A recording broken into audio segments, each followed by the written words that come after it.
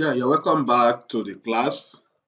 And in this tutorial, I will be going straight to the second phase of water management, and we'll be talking on why test phosphate sensitive.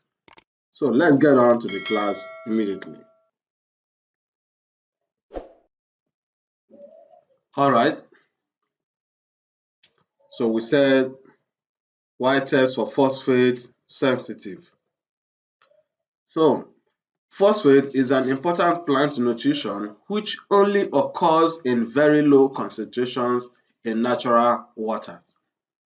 Note, it only occurs in very low concentrations in natural waters. So if you are using a stream or a runway water, you should know phosphate sensitive only occurs in such situations, not in concrete pond or mobile pond. So the average level are about 0.01 milligram per liter in fresh water and about 0.07 milligram per liter in salt water. Plants and algae have adapted to this scarce supply of phosphate. So meaning phosphate is always scarce in water so that they can survive with minimum amount. In an aquarium, phosphate primarily enters the water as a result of the digestive processes of the fish or in the form of food remnants. In the form of food remnants, that is how phosphate enters into water. If conditions are unfavorable, particularly in heavily stocked ponds, the phosphate levels may reach values that are sometimes 100 times higher and more than natural levels. So that means if uh,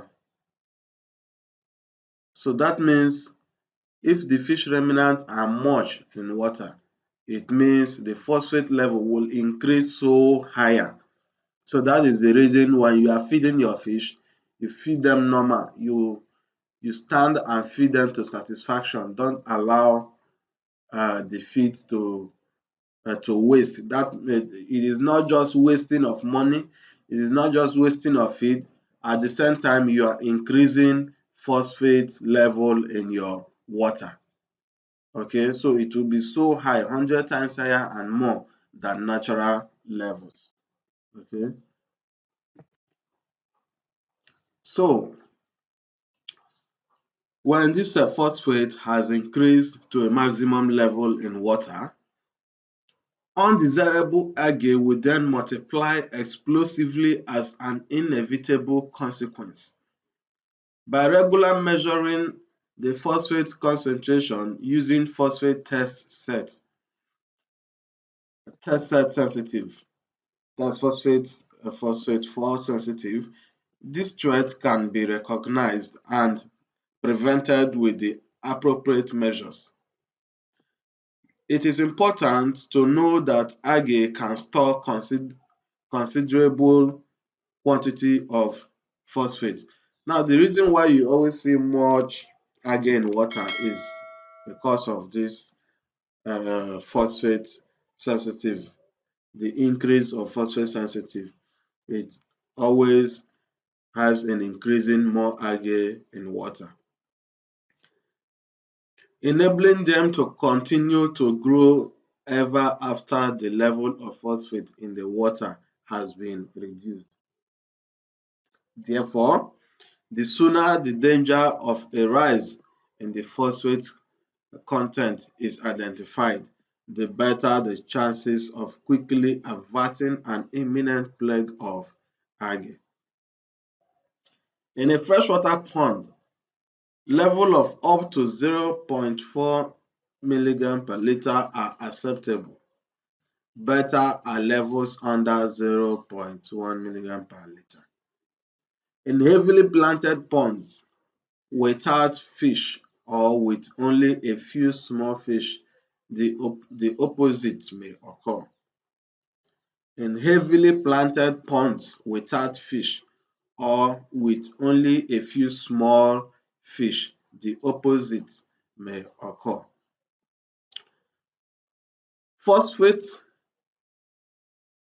phosphate becomes a deficiency and needs those additions for the plants to thrive and grow. This is especially the case with so-called aquascaping, a specialized trend to create underwater landscapes in the aquatic field. In a marine pond, the phosphate level needs to be as close as possible to the natural level.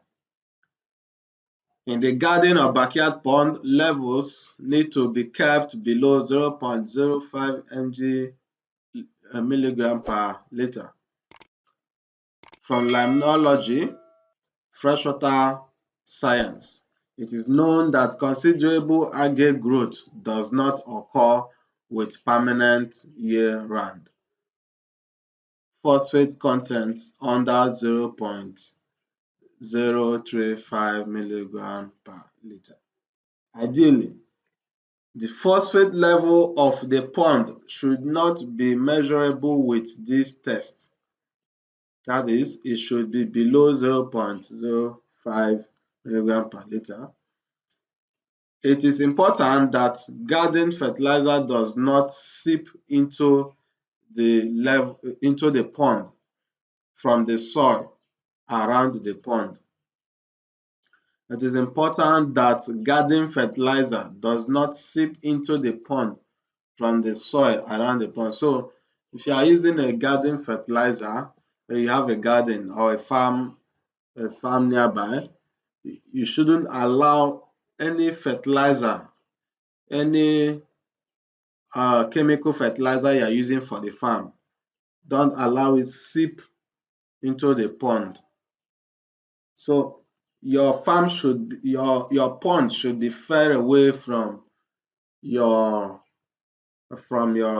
garden farm, so you don't allow fertilizer to seep into the pond.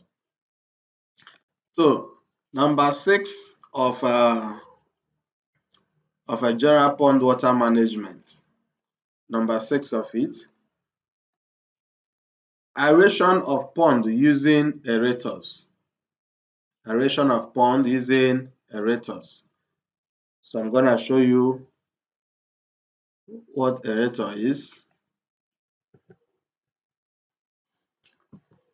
So this is what is called aerator. It comes with different horsepowers, and this is the nozzle. Here you fix in this one here, and you can use this aerating hose and plug it here, and then you can get an aeration stone to plug into this hose, and this hose will be long to the extent that will get to the pond, and this you plug to electric. It has electric, and there is also the one for solar. So with the use of this, this one is a 4 nozzle. This one is about 12 or 16 nozzles. So different horsepowers, and you can also multiply the nozzles if you want.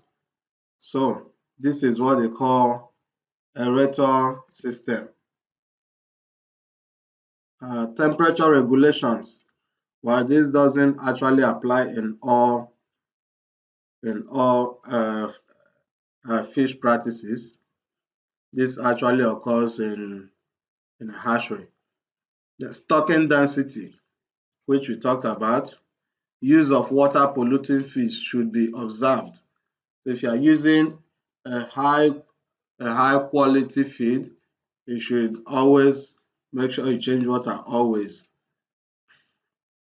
Use of sinking pellets should be restrained from concrete and mobile ponds. If you are using sinking pellet feed, you should Always check the ponds. If you don't want, if you always want to use it, make sure you're changing water always. And it is actually good. It is actually good in earthen pond. So if you are using sinking feed, it is better to use in earthen pond. But if you are using in concrete or mobile pond, always make sure you are changing water. When it comes to raining season, that we all know the whole swamp are usually flooded and filled up with a lot of pathogens. So pathogen is a bacteria that comes from water. It, it comes from under the, the soil. If operating in earthen ponds close to the river and your ponds are having sluice gates, big pipes big pipes carrying water from the swamp into pond. That means if your earthen pond, you connected the waste pipe. There are people who connect waste pipe to earthen pond. Maybe they wish to be wasting the water from the earthen pond and they're topping it. So if you connected your waste pipe from earthen pond to the swamp or to the river or to the river, be very careful, and as well close up all the pipes that carries water into your earthen ponds because of pathogens. That is during a heavy rainfall. If ignored to close up the loopholes or pipe openings, suddenly you will start seeing your clearance or your fishes dying. But if you have started witnessing your fishes dying, don't worry. You can also contact this platform to get to Samdir Integrated Farms Limited so they can help you save the situation. And they will give you instructions on what to do to stop the sudden death. So that is it for water management, earthen pond water management. So we are done for earthen pond water management, and in our next tutorial, we'll talk on the factors causing stress, the factors of stress in fish farming. Thank you very much for staying on the class. Thank you for choosing Grand Skills as your number one online free professional course creator. For your notice, I want you to know that the instructor of this course has put in so much effort, time, and money just to create this content for you to learn all for free.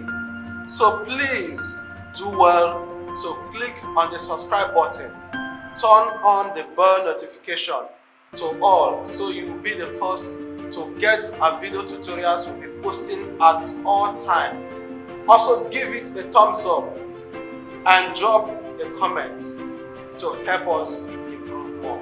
Thank you.